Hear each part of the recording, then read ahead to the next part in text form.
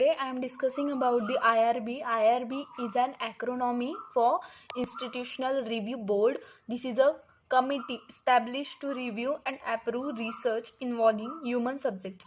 Purpose of IRB is the review research study to ensure that they comply with applicable regulation, meet commonly accepted ethical standards, follow institutional policies, and adequately protect research participants. How IRB is established? On July 12, 1974, the National Research Act established the existence of IRBs to review biomedical and behavioral research involving human subject. In March 1983, federal regulation detailing the basics US Department of Health and Human Services policy for the protection of human research subject were adopted. Why was IRB established?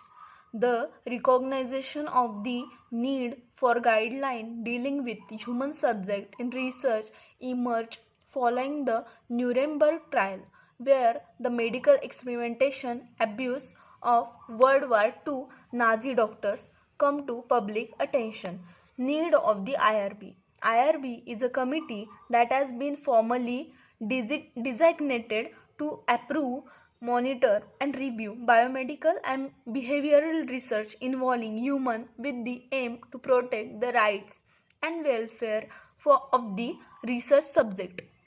History of IRB. In the United States, regulation protecting human subject first became effective on May 30, 1974, promulgated by the Department of Health, Education and Welfare.